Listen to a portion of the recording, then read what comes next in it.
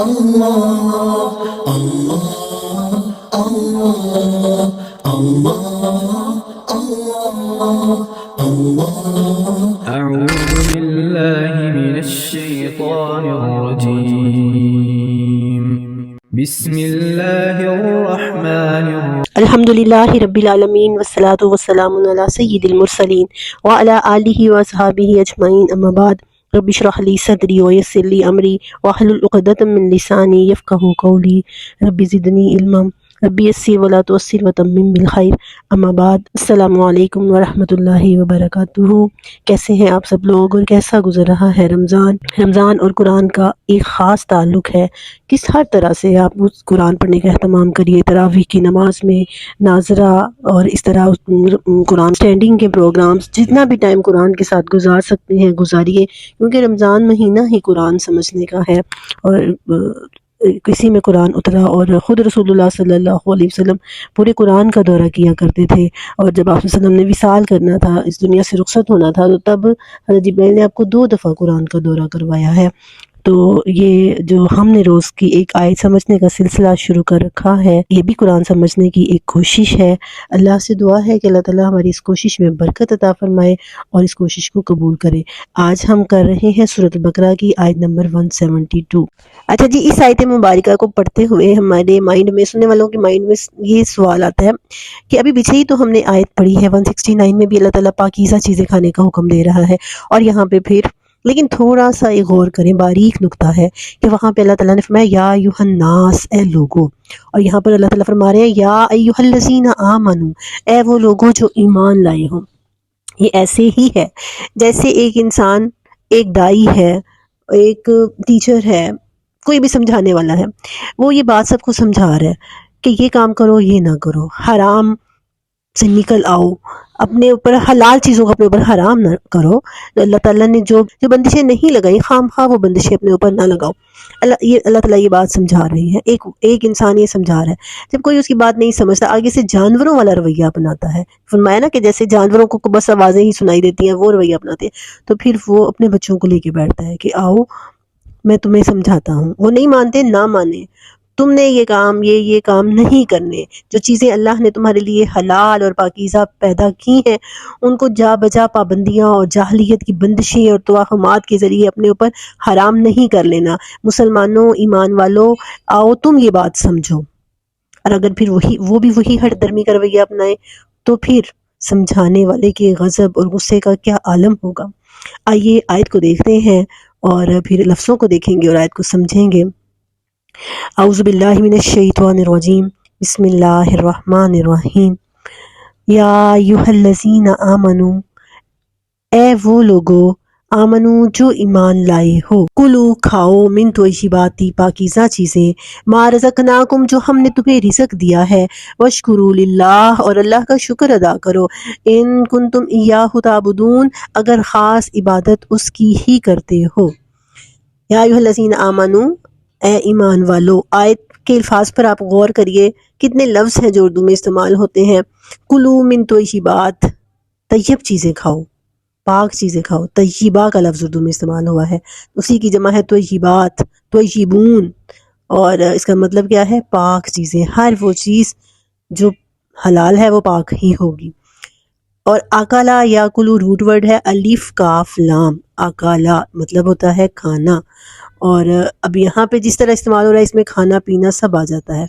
پاک چیزیں کھاؤ پیو، مطلب وسیع ہو جاتا ہے اس کا معنی۔ کلو، اکالا یا کلو کا مطلب کھانا، اور کلو امر کا صیغہ ہے، یعنی امر کیا ہوتا ہے؟ فعل امر جس میں آرڈر کیا جاتا ہے، حکم دیا جاتا ہے۔ تو اللہ حکم دے رہا ہے کہ کھاؤ پاکیزہ چیزیں، ماں جو رزق، رازا کا یرزقو اردو میں استعمال ہوتا ہے رزق، کتنا زیادہ استعمال ہوتا ہے، رزق اللہ دینے والا ہے، میرا رزق کوئی بند نہیں کر سکتا اللہ کے سوا، تو رزق کا لفظ اردو میں استعمال ہوتا ہے۔ اور یہاں پہ رزقنا، ہم نے رزق دیا، کم تمہیں، 3 لفظ بن جاتے ہیں، رزقناکم جو ہم نے تمہیں رزق دیا ہے، وشکرو اور شکر ادا کرو۔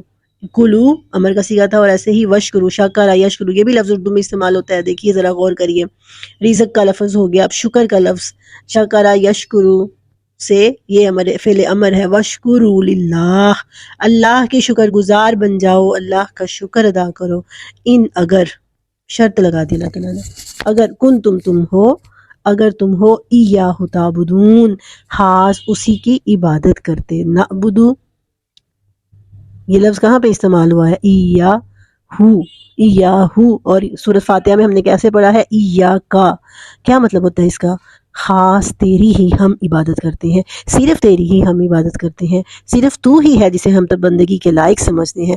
یہ لفظ ایا کا لفظ مطلب اونلی یو آر اونلی، صرف آپ ہی تو ہیں، صرف آپ ہی تو وہ ہیں، مطلب کسی کو احساس دلانے کے لیے کہ آپ کے سوا کوئی نہیں ہے، اونلی یو آر۔ تو کتنا خوبصورت لفظ لگتا ہے یہ، کتنا پیارا تعلق واضح کرتا ہے یہ کہ صرف تیری ہی ہم عبادت کرتے ہیں۔ بالکل اسی مفہوم کی حدیث ہے رسول اللہ صلی اللہ علیہ وسلم کی اتھینٹک حدیث۔ آپ صلی اللہ علیہ وسلم نے فرمایا من صلی صلاتنا واستقبل قبلتنا واکل ذبیحتنا فذلک المسلم، جس نے ہماری نماز پڑھی، ہمارے قبلے کو قبلہ مانا، ہمارے ذبیحے کو کھایا، تو یہی مسلم ہے۔ یعنی جیسے نماز پڑھنا، جیسے بیت اللہ کو قبلہ ماننا شرط ہے، ویسے ہی مسلمانوں کے ذبیحے کو کھانا، مسلمانوں کی حلال کی ہوئی چیزوں کو حلال سمجھنا اور حرام کی ہوئی چیزوں کو حرام سمجھنا، یہ بھی اتنا ہی ضروری ہے۔ اس کی اہمیت ان لوگوں سے پوچھیے جو نئے نئے مسلمان ہوئے ہیں، جن کے ہاں پہلے پگ کا گوشت کھایا جاتا تھا، شراب پی جاتی تھی، اور ذبیحہ بھی ان کا ڈیفرنٹ تھا، جھٹکے سے وہ ذبح کرتے ہیں۔ اب وہ لوگ جو نئے نئے مسلمان ہوئے ہیں ان سے پوچھیے کہ ان ساری چیزوں کو چھوڑنا، خاص طور پہ اس سوسائٹی میں رہتے ہوئے جہاں پہ یہ ساری چیزیں کھائی جاتی ہیں، ایون کہ مسلمان بھی اگر ان ملکوں میں جاتے ہیں تو مسلمانوں کے لیے بھی مشکل ہو جاتا ہے ڈھونڈ ڈھونڈ کے کھانا کہ یہ حلال ہے یا حرام، حلال فوڈ اور حرام فوڈ کے کارنرز بنے ہوتے ہیں، لیکن اس کے باوجود بھی یہ کوئی کنفرم نہیں ہوتا کہ ذبیحہ ویسے ہے جو شارک کاٹ کے مسلمان کرتے ہیں اور پھر تکبیر پڑھ کے، ویسا پتہ نہیں ذبیحہ بھی ملتا ہے یا نہیں ملتا۔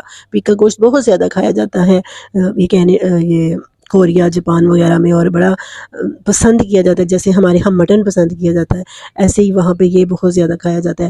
پھر شراب پینا اور شراب کا کاروبار کرنا، یہ سب چیزیں اس میں آ جاتی ہیں۔ اب کچھ لوگ کہتے ہیں کہ بھئی اگر ہم نہیں بیچیں گے تو کوئی اور بیچ لے گا، بیچنا ہی ہے نا، اس سے کیا فرق پڑتا ہے؟ ایک ہماری دکان بند ہو جانے سے یہ کاروبار تھوڑی بند ہو جائے گا، لیکن ایٹ لیسٹ آپ حصہ تو نہ بنے نا ایک حرام کام کا۔ آپ یہ دیکھیے، آپ اس کے مضرات اینڈ تک سوچیے، جو بندہ شراب پیتا ہے اس کی صحت پہ اس کے کیا سائیڈ افیکٹس ہوتے ہیں، اور پھر کہاں تک اس کو یہ ڈیزیز کہاں تک پہنچا دیتی ہے، یہ چیز کہاں تک پہنچاتی ہے، سارا آپ کے ذمہ آ رہا ہے۔ مطلب لوگ کر رہے ہیں، نہیں حرام سمجھتے کریں، لیکن آپ تو ان کوششوں کا حصہ نہ بنے۔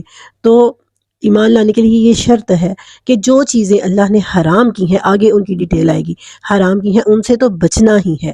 لیکن ایک اور بڑا اہم پہلو وہ یہ ہے، جو پچھلی آیت سے ہم سمجھتے آ رہے ہیں کہ اللہ نے جو چیزیں حلال کی ہیں ان کو بھی حرام نہیں کرنا۔ جاہلیت میں جن جیسے جانور جو ہیں وہ چھوڑ دیے جاتے تھے بتوں کے نام پہ، آج بھی ایسے ہی ہو رہا ہے۔ آپ دیکھیے کہ اللہ نے یہاں پر خاص طور پر ایمان والوں کو مخاطب کیا، پھر جب ایمان والے بھی یہی سب کام کریں گے تو ان کا کیا انجام مختلف ہونے والا ہے۔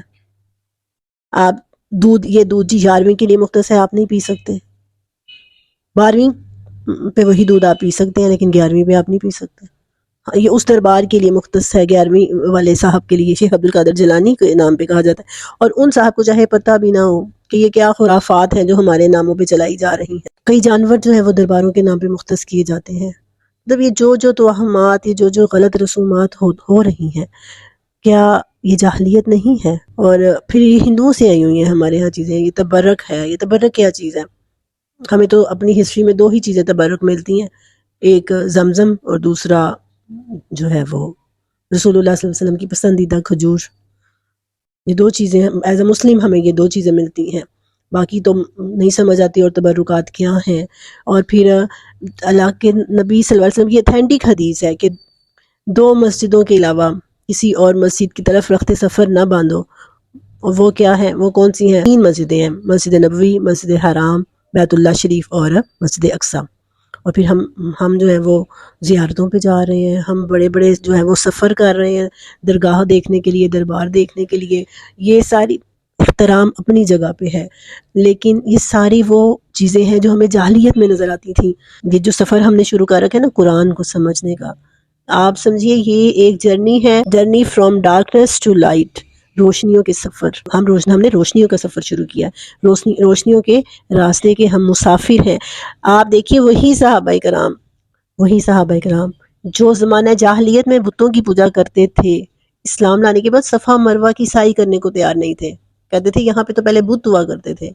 حضرت عمر فاروق حجر اسود کا بھوسا دینے کو سوچتے تھے کہ کہیں ظاہر ہے پہلے بتوں وغیرہ کے دیے جاتے تھے، تو وہ سوچتے تھے کہ کہیں یہ میرا غلط رویہ نہ ہو جائے، مطلب اس قدر وہ ڈرتے تھے کہ دوبارہ ہمارے اندر جاہلیت والی چیزیں نہ جائیں، اور ہم لوگ بغیر سوچے سمجھے ہم لوگ وہی کام کر رہے ہیں جو ہم نے جاہلیت کی بنا پہ ہم اپنے بڑوں کو کرتے ہوئے دیکھا ہے۔ جاہلیت کی بنا پہ میں اس وجہ سے کہہ رہی ہوں کہ وہ اتنا عرصہ تک ہندوؤں کے ساتھ رہے ہیں، وہی کام جو وہ اپنے درباروں پہ کرتے تھے، جیسے وہ اپنے مندروں کے لیے انہوں نے جانور مختص کیے ہوتے تھے، اپنے مندروں کے لیے جیسے وہ نذریں نیازیں دیتے تھے، اور ویسے ہم لوگ جو ہے وہ نذریں نیازیں دیتے ہیں، اور جی عرس ہے، یہ عرس کا کھانا ہے، یہ عرس کے نذرانے ہیں، یہ ساری چیزیں جو ہیں وہ جاہلیت کی بنا پہ ہیں۔ قرآن آپ کو اس جاہلیت سے نکالتا ہے، بغیر کسی فرقہ واریت سے، بغیر کسی تعصب سے، قرآن آپ کو ان ساری چیزوں سے نکالتا ہے۔ کیوں اللہ نے آگے کیا فرمایا ہے؟ فرمایا کہ من طیبات ما رزقناکم، جو ہم نے تمہیں رزق دیا ہے، ہم نے دیا ہے۔ یہ مت سمجھو اگر تمہارے پاس رزق کی فراوانی ہے تو یہ مت سوچو کہ میری قابلیت کی بنا پہ ہے، میں برا لائق ہوں، پوری فیملی میں میرے جیسا کوئی لائق ہی نہیں ہے۔ نہیں، یہ رویہ زندگی میں سے نکالنا ہوگا، اپنی زندگی میں سے یہ رویہ نکالیے۔ وشکرو، اللہ کا شکر ادا کرو، شکر والا رویہ اپناؤ، شکر اور فرما برداری والا رویہ۔ وشکرو لہو، اللہ کا شکر ادا کرو۔ تو یہ رویہ جو ہے نا، یہ اللہ تعالیٰ نے فرمایا کہ میں نے رزق دیا، رزقناکم، ہم نے تمہیں رزق دیا ہے۔ تو پہلی چیز یہ کہ اگر زندگی میں لائف میں آپ کو کوئی مقام ملتا ہے، رزق کی فراوانی حاصل ہو رہی ہے، دولت ہے، شہرت ہے، کچھ بھی ہے، یہ ساری چیزیں رزق میں آ جاتی ہیں، یہ دینے والا میں ہوں، اسی لیے میرا شکر ادا کرو۔ آپ مثال کے طور پہ آپ کی خواہش ہو رہی ہے کہ آج میں نے یہ پکانا ہے، آپ لوگ ایفرٹ کرتے ہیں، وہ نعمت آپ کو مل جاتی ہے، تو یہ نہیں سوچنا دیکھیں میری تو قسمت ہی بڑی اچھی ہے، میں جو چاہتا ہوں وہ مجھے مل جاتا ہے۔ نہیں، عاجزی والا رویہ کہ اللہ تیرا شکر ہے۔ اور پھر فرمایا وشکروا لہ میں یہ باتیں بھی آ جاتی ہیں کہ ناشکری بھی نہیں کرنی، کہ مطلب ہر حال میں اللہ تعالیٰ نے فرمایا کہ مومن کا اپنے رب کے ساتھ یہ معاملہ ہوتا ہے کہ جب اس کا رب اسے وسیع رزق دے رہا ہے، نعمتوں کی فراوانی کی ہوئی ہے اللہ تعالیٰ نے اس کے اوپر، اپنی بلیسنگز بے شمار کی ہوئی ہیں اس کے اوپر، تو وہ اللہ کا شکر ادا کرتا ہے۔ اور جب اللہ تعالیٰ اس پر رزق کی تنگی کر لیتا ہے، اس کو آزماتا ہے، تو اس کا رویہ صبر والا ہوتا ہے۔ وہ کہتا ہے وہ پھر بھی کہتا ہے اللہ جس حال میں تو نے رکھا ہے تیرا شکر ہے۔ تو مومن کا معاملہ دونوں صورتوں میں بھلائی ہی بھلائی ہے۔ اور ایک یہ چیز آ جاتی ہے، دوسرا یہ ہوتا ہے کہ کسی کو اللہ تعالیٰ اگر رزق کی فراوانی دے رہا ہے اور آپ کو اس طرح سے نہیں دے رہا، دوسروں کے پاس نعمتیں زیادہ ہیں، دوسروں کے پاس وہ زیادہ ترقی کر رہے ہیں لائف میں، ان کی جاب زیادہ اچھی ہے، ان کا بزنس زیادہ اچھا چل رہا ہے، گھریلو معاملات زیادہ اچھے ہیں، اور مطلب ایک گھر میں رہتے ہوئے یا ایک فیملی میں رہتے ہوئے کوئی ایک فیملی زیادہ اس کے پاس اللہ کی نعمتیں ہیں، تو ان کو دیکھ کر ہمیشہ کردے نہیں رہنا، بلکہ یہ سوچنا ہے کہ اللہ تعالیٰ تو نے مجھے جس حال میں رکھا ہے تیرا شکر ہے۔ یہ نہیں کہنا کہ میں تو محنت بھی کرتا ہوں پھر بھی اللہ تعالیٰ میرے ساتھ یہ معاملہ کیوں کیا ہوا ہے، گلے شکوے کرتے رہنا، بھائی اس کی وجہ سے میرے ساتھ یہ ہو رہا ہے، اس کی وجہ سے میرے ساتھ یہ ہو رہا ہے، یہ چیز بھی اللہ تعالیٰ کو ناپسند ہے۔ مطلب کبھی ایسے ہوتا ہے کہ ہم ڈائریکٹ اللہ کی ناشکری نہیں کر رہے ہوتے، ڈائریکٹ ہم اللہ سے گلے نہیں کر رہے، ہم لوگوں میں بیٹھ کے کہہ رہے ہوتے ہیں اس وجہ سے میرے ساتھ یہ ہو رہا ہے، اس وجہ سے میرے ساتھ یہ ہو رہا ہے۔ تو یہ بھی توکل کی کمی جب آتی ہے، شکر کی کمی جب آتی ہے، تو پھر ہمارے اندر یہ رویہ پیدا ہو جاتا ہے۔ آپ دیکھیں نا، ہر وقت گلے شکوے کرنے والا انسان، لوگ بھی پھر اس سے دور بھاگنا شروع ہو جاتے ہیں، اپنی پرسنالٹی کو وہ بدنما بنا رہا ہوتا ہے۔ اس کے برعکس اللہ کا شکر ادا کرنے والا اور اپنے اوپر آنے والی آزمائشوں کا رونا دھونا نہ کرنے والا انسان جو ہے، ہیپی موڈ میں رہنے والا، سیٹسفیکشن کے موڈ میں رہنے والا انسان، اس کے پاس بیٹھنے کو بھی دل کرے گا، اس سے باتیں کرنے کو بھی دل کرے گا، اس کی خوشیوں اور غموں میں شریک ہونے کو بھی دل کرے گا۔ ایک حدیث ہم نا جب مدرسے میں پڑھتے تھے، ایک حدیث پڑھا کرتے تھے کہ غنی وہ ہے جس کے اندر استغنا پائی جاتی ہے، دولت مند وہ ہے جس کے اندر اغنا پائی جاتی ہے، استغنا پائی جاتی ہے۔ تو میں سوچتی ہوتی تھی اس حدیث کا کیا مطلب ہے، لیکن اب پریکٹیکل لائف میں اس کی سمجھ آئی ہے کہ آپ دیکھیں 2 قسم کے لوگ ہیں، 2 قسم کی فیملیز لگا لیں۔ ایک وہ ہے جن کے پاس اللہ تعالیٰ نے نارمل رزق ان کو دیا ہوا ہے، نارمل لائف سٹائل ہے ان کا، لیکن آپ جب ان سے ملیں گے وہ اللہ کا شکر ادا کریں گے، وہ کہیں گے ہاں اللہ کا شکر ہے، ہم خوش ہیں، مطلب سیٹسفیکشن والا ان کا رویہ ہوگا۔ تو ان کے پاس تھوڑا بھی ہے نا تو آپ کو زیادہ لگے گا، آپ کو لگے گا کہ یہ بڑی اچھی زندگی گزار رہے ہیں۔ اور ایک وہ بندہ ہے جو کاروبار بھی ٹھیک ہے، سب کچھ ٹھیک ٹھاک ہے، لیکن جب بھی بات کرو رونا دھونا ہی نہیں ختم ہوگا، یہ نہیں ہے میرے پاس، وہ نہیں ہے، یہ ہو گیا وہ ہو گیا، تو آپ کو ایسے لگے گا جیسے اس کے پاس کچھ بھی نہیں ہے۔ تو اب پھر اس حدیث کی سمجھ آئی کہ غنی وہ ہے، دولت مند وہ ہے جس کے اندر غنا ہے، لاپرواہی ہے کہ وہ ہر وقت رونا دھونا نہیں اس کے اندر پایا جاتا۔ اور پھر فرمایا ان کنتم ایاہ تعبدون، اگر خاص اللہ کی عبادت کرتے ہو، اب یہاں پہ دیکھیے خاص اللہ کی، صرف اللہ کی عبادت کرتے ہو، اگر صرف اللہ کی عبادت کرتے، کسی کو شریک نہیں ٹھہراتے، اس کی حلال کی ہوئی چیزوں کو حلال سمجھتے ہو، حرام کی ہوئی چیزوں کو حرام سمجھتے ہو، کسی کو اختیار نہیں دیا ہوا کہ وہ جو ہے وہ شریعت بنا لے، نہ والدین کو یہ اختیار دیا ہوا ہے، نہ بزرگان دین کو یہ اختیار دیا ہوا ہے، نہ ہی ایون کے صحابہ کرام کو یہ اختیار دیا ہوا ہے، نبیوں تک کو یہ اختیار نہیں ہے کہ وہ شریعت بنا لے، یہ اختیار اگر کسی کو نہیں دیا ہوا، ایاہ تعبدون، خاص تم اس کی عبادت کرتے ہو، تو پھر تم یہ سب کچھ کر سکتے ہو، کیا؟ اس کا شکر ادا کرنا، اور اس کے اس جو رزق تمہیں مل رہا ہے اس کو اللہ کا دیا ہوا رزق سمجھنا، اور تیسری چیز کیا؟ پاکیزہ چیزیں کھانا۔ یہ 3 کام تب ہی انسان کر سکتا ہے جب اس کے اندر ایاہ تعبدون کی روش عقیدہ ہے، ایاہ تعبدون کا عقیدہ ہے، یہ وہی ہے نا ایاک نعبد و ایاک نستعین۔ اگر زندگی میں یہ چیز آ جاتی ہے نا ایاک نعبد و ایاک نستعین، تو آپ کو پھر جا کر صحیح اسلام کی سمجھ آتی ہے۔ اللہ سے دعا ہے کہ اللہ تعالیٰ ہمیں سمجھنے اور عمل کرنے کی توفیق عطا فرمائے۔ آمین۔ واخر دعوانا الحمدللہ رب العالمین۔